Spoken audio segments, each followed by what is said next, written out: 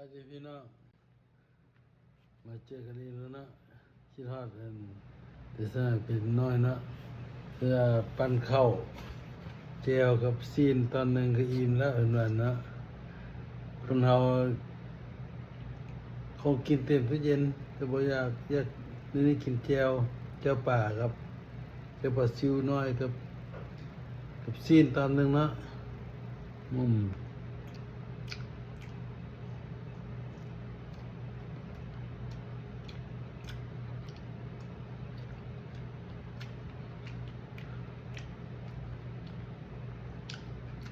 สิ้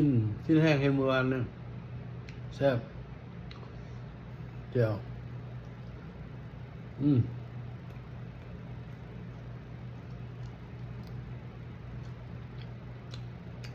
เขาเรียนคิดว่าตอนเป็นน้อยนะเป็นน้อย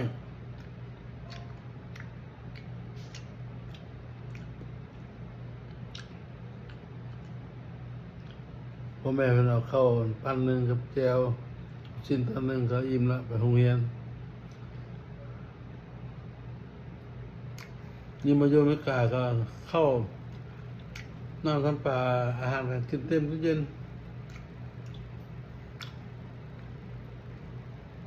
เพื่อกินน้ำอื่นกับเบื่อกินชิ้นแห้งเห็ดเมื่อวานในตากอากาศร้อนดีนะก็ร้อน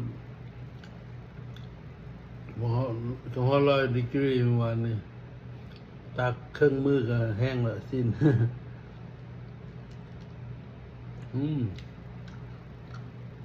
น้องคิดว่าจะบ่ปันเข้า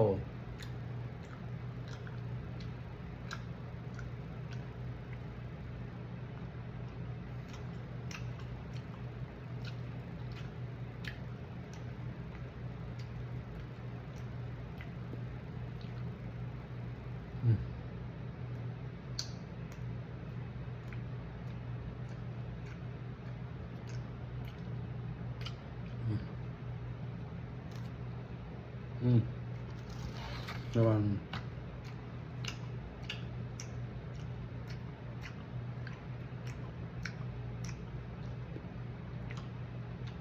กินตอนนี้ตอนแรกไม่ต้องกิน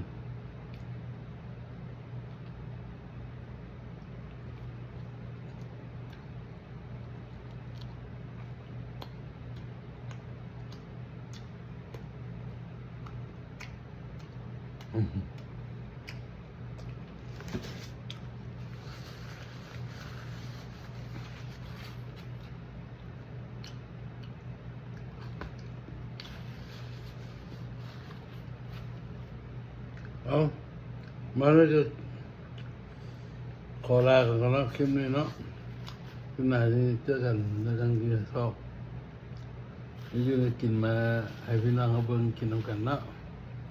แต่ก็สบายดีได้ทุกคนเด้อเข้าใจที่ติดตามเจน Family Channel เนอะขอบใจไล่ๆพี่น้อง